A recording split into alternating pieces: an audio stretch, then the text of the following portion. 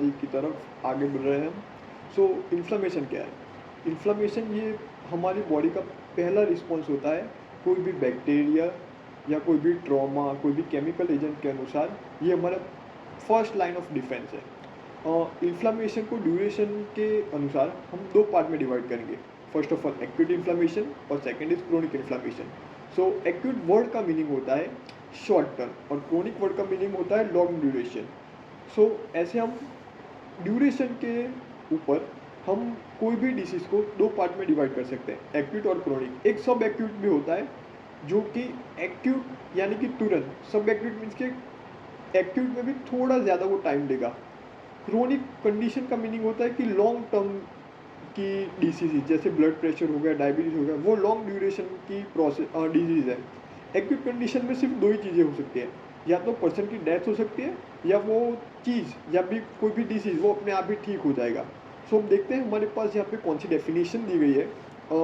Inflammation is a local response of the living mechanism tissue to injury from any agent which could be microbial, immunoglobin, physical और chemical. Okay, so यहाँ पे immunoglobulin को भी include किया गया है, यानी कि अगर हमारी बॉडी को किसी भी चीज़ से हाइपर सेंसिटिव है, अगर वो कोई भी फॉरेन बॉडी से हमारी बॉडी हाइपर सेंसिटिविटी है, तो वो इम्यूनोग्लोबिन रिस्पॉन्स को भी हम इन्फ्लामेशन में कंसिडर करेंगे। सो लेट्स यहाँ पे दो पार्ट में डिवाइड किया गया है इन्फ्लामेशन को। मैंने आपको पहले कहा एक्यूट और क्रोनिक इन्फ्लामेशन। एक्यूट इन्फ्लामेशन में जो भी रिस्पॉन्स होगा वो इमीडिएट होगा और वो ड्यूरेशन एक्यूट इन्फ्लामेशन की बहुत कम होगी। जो क्रोनिक इन्फ्लामेशन है उसकी प्रोलॉन्ग ड्यूरेशन होगी और वो कंटिन्यूस होगा। अब देखते हैं एक्यूट इन्फ्लामेशन है तो अब उसमें फर्दर देखते हैं आगे क्या है। ओके, सबसे पहले हम डिवीजन देखते हैं एक्यूट और क्रोनिक में। डिफरेंशिएट क्या है? ऑनसेट। एक्यूट का ऑनसेट बहुत ही तेज़ होगा, क्रोनिक स्लो होगा, लेकिन वो उसका ड्यूरेशन बहुत ज़्यादा होगा, वो लॉन्ग लास्टिंग होगा। जब तक आप जिंदा रहेंगे तब तक वो क्रोनिक कंडीशन, अगर आपने ट्रीटमेंट नहीं कराई तब तक वो क्रोनिक कंडीशन आपको देखने को मिलेगी। फिर यहाँ पे जो WBC है, एक्यूट कंडीशन में सिर्फ हमें न्यूट्रोफिल्स को देखने को मिलेगा एक्यूट इन्फ्लामेशन में। अगर क्रोनिक इन्फ्लामेशन है तो वहाँ पे हमें मैक्रोफेज और लिम्फोसाइट्स, ये दो WBC के सेल्स देखने को मिलेंगे।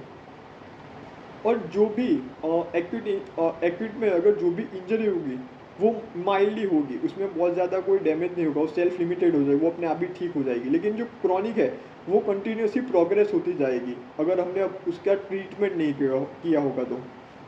अब एक्यूट और क्रोनिक में से अगर बेसिक मैं आपको एग्जांपल दूं तो एक्यूट में आप ले सकते हैं टॉन्सिलाइटिस, जो कि बैक्टीरिया के कारण होते हैं। और अगर क्रोनिक की बात कर ले तो उसमें भी हम बैक्टीरिया से देखते हैं ट्यूबरक्यूलाई, माइक्रोबैक्टीरियम ट्यूबरक्यूलाई, जो एक बेसिलाई है। और अब देखते हैं acute inflammation. So acute inflammation की कुछ कैरेक्टरिस्टिक है। ओके, सबसे पहले स्टिमुलस की बात कर देते हैं, उसके बाद में हम कैरेक्टरिस्टिक देते हैं। स्टिमुलाई, कौन कौन से स्टिमुलाई हो सकते हैं? देखिए, सबसे पहले तो वो इन्फेक्शन हो सकता है माइक्रो ऑर्गेनिज्म की वजह से। वो बैक्टीरिया हो सकते हैं, जैसे मैंने आपको बताया कि उसकी वजह से टॉन्सिलाइटिस हो सकता है। वायरस हो सकते हैं, अगर अब मैंने ऐसा नहीं बोलता कि आपको फीवर आ गया तो वायरल फीवर के कारण वायरल फीवर हो सकता है। कोई फंगाई के कारण इन्फेक्शन हो सकता है, पैरासाइट के कारण इन्फेक्शन हो सकता है। ट्रॉमा मीन्स कि अगर आपको कहीं पे गिर गए, आपको किसी ने मार दिया, ब्लंट इंजरी हो गई, तो उसके कारण भी एक्यूट इन्फ्लामेशन हो सकता है। इसका एग्जांपल मैं आपको देता हूँ। अगर आपकी कोई क्रश है, आपने उसको प्रपोज किया तो उसने आपको स्लैप कर दिया, तो वहाँ पे एक्यूट इन्फ्लामेशन आपको देखने को मिलेगा। इस एग्जांपल से हम एक्यूट इन्फ्लामेशन के कैरेक्टरिस्टिक को भी आगे देखते हैं। ये एग्जांपल आप याद रखिएगा। टिश्यू नेक्रोसिस, अगर नेक्रोसिस मीन के अनप्रोग्राम सेल डेथ है, वो प्रोग्राम नहीं है, किसी भी कारण से अगर वहाँ पे सेल की डेथ हो गई तो वहाँ पे हमें एक्यूट इन्फ्लामेशन देखने को मिलेगा। फॉरेन बॉडीज, अगर हमारी कहीं भी ओपन वुड है, वहाँ से कोई भी डस्ट पार्टिकल ऐसा कुछ हमारे बॉडी के अंदर चला गया तो वहाँ पे भी एक्यूट इन्फ्लामेशन हमको देखने को मिल सकता है। फिर इम्यूनोग्लोबिन और हाइपर रिएक्शन, अगर हमें कोई भी किसी भी पार्टिकल से हमारी बॉडी को ओवर सेंसिटिव है, ऐसा कोई पार्टिकल हमारी बॉडी के कांटेक्ट में आ गया तभी भी हमें एक्यूट इन्फ्लामेशन देखने को मिलता है। अब देखते हैं इसकी ओके कैरेक्टरिस्टिक। सो कैल्सियस ने हमें 4 कैरेक्टर्स दिए थे। हमने पहले ही बात की, अगर आपकी कोई क्रश है, आपने उसने प्रपोज कर दिया, उसने आपको थप्पड़ मारा, तो वो आपको अगर गाल पे थप्पड़ मारा तो सबसे पहले वो रेड कलर का हो जाएगा। फिर वहाँ पे स्वेलिंग देखने को मिलेगी। ओके, सो रेडनेस, स्वेलिंग, वो थोड़ा सा गर्म हो जाएगा, हीट, और आपको पेन तो होगा ही, मेंटली और फिजिकली दोनों। सो दोनों। और आपकी क्रश ने आपको रिजेक्ट कर दिया, थप्पड़ मारा, तो आप कोई भी काम भी नहीं कर पाएंगे। ओके, वो बाद में आएगा, इसलिए लॉस ऑफ फंक्शन। ओके, तो इसके कुछ वर्डिंग्स भी है, ओल्ड वर्डिंग्स। मैं आपको इसीलिए कुछ इजी वे में समझाने की ट्राई करता हूँ। रेडनेस, आर, रेडनेस का आर, रूबर का आर, मीन्स के रेडनेस यानी रूबर अगर हीट है। ओके, कैलर, अगर हम कहीं भी हीट को प्रोड्यूस करने के लिए कैलरी का यूज़ होगा, तो कैलर फॉर हीट। इस एग्जाम्पल से आप कैलर को हीट के साथ कीजिए। ट्यूमर, अगर कहीं भी ट्यूमर होगा तो स्वेलिंग, वो सूज जाएगा, इसलिए ट्यूमर के साथ स्वेलिंग।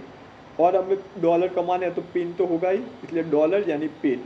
ओके, तो अब हम कैरेक्टरिस्टिक देख ली कि 5 टाइप के कैरेक्टरिस्टिक हमें एक्यूट इन्फ्लामेशन में देखने को मिलेंगे। ओके, यहाँ पे आपने देख ही रहे हैं एक्यूट इन्फ्लामेशन, इसने इसको इसकी क्रश ने एक थप्पड़ मार दिया। ओके, अब इवेंट्स।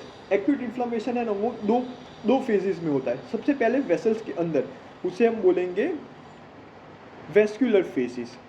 ओके, और दूसरा वेसल्स के बाहर सेल्स के अंदर, तो हम उसे बोलेंगे सेल्यूलर फेजिस। सबसे पहले हम देखेंगे वेस्क्यूलर, मीन्स के वेसल्स के अंदर कौन कौन से चेंजेस होते हैं। सो मैं आपको यहाँ पे डायग्राम ड्रॉ करके समझाने की ट्राई करता हूँ। मेरे डायग्राम इतने अच्छे नहीं है लैपटॉप के अंदर, तो आप प्लीज़ इसे जज मत कीजिएगा। सबसे पहले अगर वेस्क्यूलर इवेंट है, तो सबसे पहले जो भी वेसल्स होगी ना, उसका टेम्पररी कॉन्ट्रैक्शन होगा। अगर वहाँ पे कोई ब्लड वेसल जा रही है तो वहाँ पे थोड़े टाइम के लिए उस ब्लड का कॉन्ट्रैक्शन होगा। ये फर्स्ट स्टेप होगा, और temporary construction.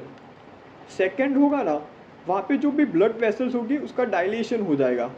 Okay, second phase के अंदर जो ब्लड वेसल है उसका डायलेशन होगा। जो थर्ड फेज है ना, उसके अंदर, इसी में मेरे को दिखा, उसका हाइड्रोस्टेटिक प्रेशर बढ़ जाएगा। जो भी ब्लड वेसल्स है, जिस पर्टिकुलर एरिया के अंदर उसका डायलेशन हुआ है, वहाँ पे हाइड्रोस्टेटिक प्रेशर बढ़ जाएगा, जिसके कारण वहाँ पे इडिमा का फॉर्मेशन होगा। ओके, हाइड्रोस्टेटिक प्रेशर बढ़ गया तो वहाँ से फ्लूइड लो लीक आउट होगा, उसके कारण इडिमा का फॉर्मेशन होगा। थर्ड है हाइड्रोस्टेटिक प्रेशर बढ़ गया। फोर्थ है, जो भी ये वॉल है ना, वहाँ पे वैसो डायलेशन हुआ तो भी जो सेल होंगे ना, उनके बीच में गैप बढ़ेगी, इसके कारण उसकी परमिएबिलिटी बढ़ जाएगी, तो वहाँ पे हाइपर परमिएबिलिटी हमें देखने को मिलेगी। वैसो डायलेशन के कारण परमिएबिलिटी बढ़ गई। और जो फिफ्थ है ना, वो होगा स्टेसिस, मीन्स के नॉर्मली जो ब्लड है वो एकदम तेज़ी से कार की तरफ स्पीड में जाएगा, लेकिन वहाँ पे पर्टिकुलर एरिया में ब्लड स्लो हो जाएगा, इसलिए वहाँ स्टेसिस हमें देखने को। स्टेसिस का मीनिंग होता है ब्लड फ्लो का स्लो हो जाना। अब जब हम विचर ट्रायो पढ़ेंगे तब मैं आपको इसे फर्दर एलिब्रेट करूँगा कि इसकी क्या क्या कहाँ कहाँ पे स्टेजेस हमें देखने को मिलता है, उसकी वजह से क्या क्या होता है। तो एक्यूट इन्फ्लामेशन में वेस्कुलर इवेंट्स में हमने 5 चीज़ें देखी।